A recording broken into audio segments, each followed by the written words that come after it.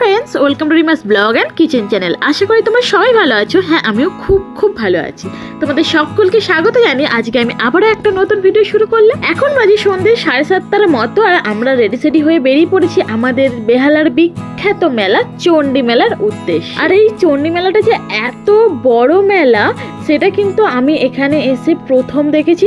এত বড় মেলা এর আগে আমি কোথাও দেখিনি। এই হচ্ছে মেলার মেন গেট। এটা শখের বাজার বাস স্ট্যান্ড। শখের বাজার থেকে এই যে চলে যাচ্ছে মেলাটা, এখান থেকে কিন্তু পুরো মেলা স্টার্ট হয়ে গেছে। আর শেষ যে কোথায় হয়েছে সেটা কিন্তু নতুন কেউ আসলে কেউ বুঝতে পারবে না।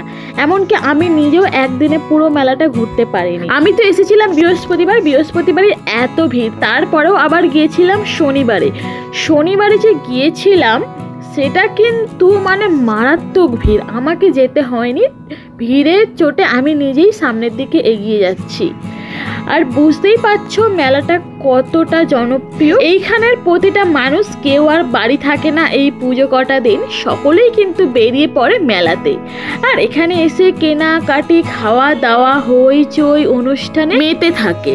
চণ্ডী মেলা মানেই হলো বেহালার মানুষের কাছে একটা আবেগ, একটা ভালোবাসা, একটা দীর্ঘ অপেক্ষা। এই মেলাটার জন্য কিন্তু সকলেই অনেক অপেক্ষা করে থাকে যে কখন চণ্ডী মেলা হবে আর এখানকার মেলাতে মানুষজন আনন্দ করতে থাকবে। শুধু যে আমরা মানে যারা এই মেলাতে শুধু আনন্দ উৎসব করব তারাই যে পুজোর জন্য অপেক্ষা করি তা কিন্তু নয়। অপেক্ষা করে এই সমস্ত মানুষজন যারা একটু দোকানদারি নিয়ে বসেন, একটু আশায় থাকেন যে এই মেলাতে একটু তাদের ভালো কেনা বেচা হবে, বাড়ির ছেলে মেয়ে বউদের জন্য একটু ভালো কিছু কিনে নিয়ে যাবে। কথা বলতে বলতে আমরা কিন্তু মেলার একটু ভিতরেই চলে এসেছি। আর দেখতেই পাচ্ছ বেশ ভালো ভিড়। দু সাইডে কিন্তু জমজমাটি দোকানদানিও বসেছে। একদিকে জিলিপি, গজা, কাঠি ভাজা, আর অন্যদিকে মেয়েদের সাজসজ্জা, পুতুল, ঘর সাজানোর জিনিস, আরো কত কি। আর এই মেলার বিশেষত্ব কি জানো? এই মেলাতে কিন্তু A to Z সমস্ত কিছু পাওয়া যায়। হ্যাঁ, ঠিকই শুনছো, A to Z সমস্ত কিছু। এমনকি আমি মায়ের মুখে শুনেছি এখানে আগে বড় বড় ফার্নিচারের দোকানও বসতো একটা জায়গায়, কিন্তু এবছরে সেই জিনিসটা দেখতে পেলাম না আমি। কিন্তু এখানে এক সময় হয়তো এবছরে কোনো কিছু অসুবিধার জন্য সেই দোকানটা বসতে পারেনি। তবে পরের বছর অপেক্ষায় থাকবো, যদি আমি দেখতে পাই সেটা অবশ্যই তোমাদের সাথে শেয়ার করব।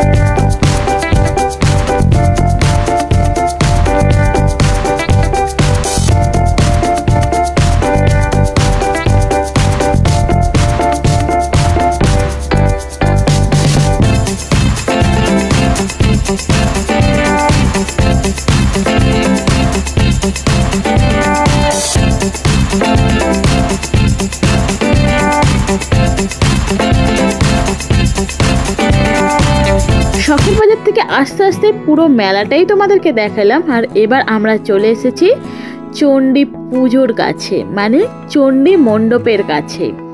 আর এখানের প্যান্ডেলটা তোমরা দেখছো কতটা দারুণ হয়েছে। তবে আগের বছরের তুলনায় এবছরের প্যান্ডেলটা আরো অনেকটা ভালো করেছে। আর সামনে গিয়ে যে তোমাদেরকে চণ্ডী মাকে দেখাবো সেটার উপায় আর ছিল না, কেননা আজকে হচ্ছিল অনুষ্ঠান। তাই এই ধার দিয়েই আমি যতটুকু পারলাম তোমাদেরকে দেখালাম আমাদের চণ্ডী মাকে।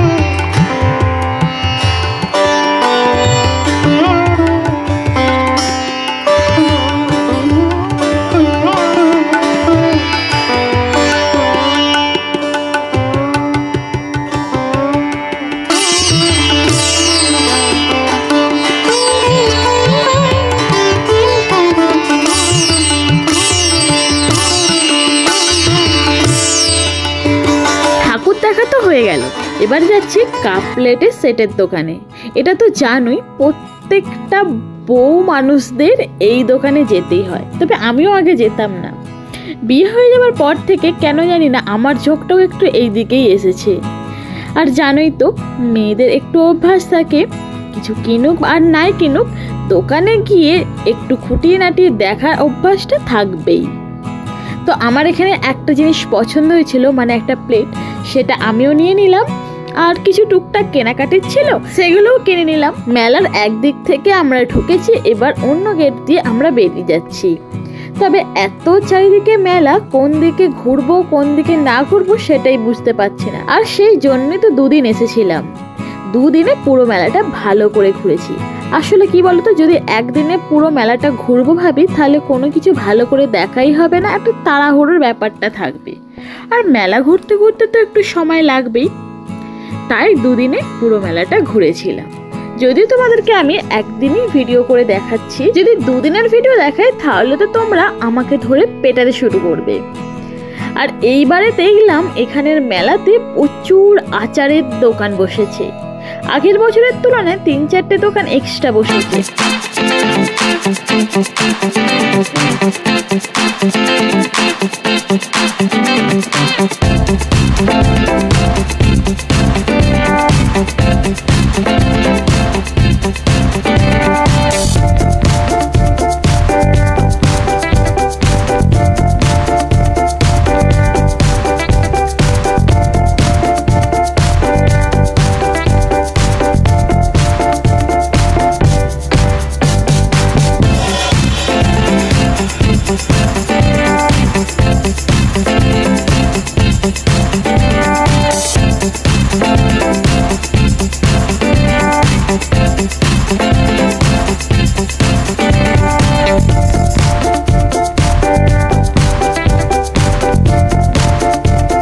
মেলা ঘুরছিলাম, অনেক কষ্টে বড়মশাইকে এই মেলার ফাস্ট ফুডের দোকান থেকে টেনে হিঁচড়ে আনলাম এই আইসক্রিমের দোকান। এই আইসক্রিমটা আমার অনেক দিন ধরে খাওয়ার ইচ্ছা ছিল, কিন্তু কোথাও পাচ্ছিলাম না। মেলাতে পেয়ে গেলাম, তাই এটা আর মিস করলাম না। আর বরকে ফাস্টফুডের দোকান থেকে আনছিলাম তার একটাই কারণ, আমার অতটা না মেলার ফাস্টফুডের দোকানগুলো পছন্দ না। কারণ মেলা মানেই জানি আমরা একটু আনহাইজেনিক খাবার দাবার হতেই পারে, তবে এটা আমার একদম পার্সোনাল ব্যাপার, তবে এটা অনেকের মতবিরোধ থাকতেই পারে। তো যাই হোক, আমরা এই আইসক্রিম খেয়ে আমরা চলে গেলাম আমাদের সেই চিরাচরিত পুরনো একটা দোকানে, যেই দোকানের বয়স 60 বছরেরও বেশি হবে। আর এই দোকানের মানে এই পুরনো রেস্টুরেন্টের কিন্তু আমি একটা ভিডিও তোমাদের সাথে শেয়ার করেছি, তোমরা একবার গিয়ে চেক করে নিতে পারো। এখনকার সময়ের সাথে এই দোকানটা আর নিজেকে মানিয়ে নিতে পারেনি, তাই তার আজকে এই রকম অবস্থা। কিন্তু এখানকার এই যে কাঠের টেবিল চেয়ার, এই জিনিসগুলো কিন্তু আমাদের ভীষণই ভালো লাগে। আমাদের মানে এখানে আমরা বড়ের কথাই বলছি। যাই হোক, এখানে এসে কিন্তু আমরা প্রথমেই নিয়ে নিলাম গরম গরম ফিশ কাটলেট, তার সঙ্গে থাকছে কাসুন্দি আর সালাড। শীতের এই সন্ধ্যেবেলায় গরম গরম ফিশ কাটলেটটা কিন্তু দারুণ লাগছিল। তারপর মেলা ঘুরে একটু ক্লান্ত হয়েছিলাম, যার জন্য টেস্টটা একটু বেশিই লাগছিল। গরম গরম তো খেয়ে নিলাম, এরপরে তো আসছে আমাদের কাছে মোগলাই। মোগলাইটা আমি এখানে আগেও খেয়েছি, সেই টেস্টটা খুব ভালো ছিল। তবে কি জানি মেলার জন্য বা এত ভিড়ের জন্য কিনা জানি না, আজকে স্বাদটা একটু কম পেলাম। গরম গরমই একদম দিয়েছে আর ভিতরে যথেষ্ট পুর ভর্তি ছিল, কিন্তু আজকের স্বাদটা আমাদের কাছে একটু কম লেগেছে। হয়তো এমনও হতে পারে যে প্রথমবারের টেস্টটাই আমাদের মুখে লেগে গেছে, তাই সেকেন্ড বারে আর এটা ভালো লাগছে না বা সেই স্বাদটা আমরা আর পাচ্ছি না। এরকমও কিন্তু হয়, একই মানুষ যদি একই খাবার দ্বিতীয়বার বানায়, প্রথমবারের তুলনায় সেই দ্বিতীয়বারের খাবারের টেস্ট আমাদের কাছে কমই লাগে। যাই হোক, খাওয়া দাওয়া হয়ে গেল, তারপর আমরা কিন্তু বাড়ি চলে গেলাম।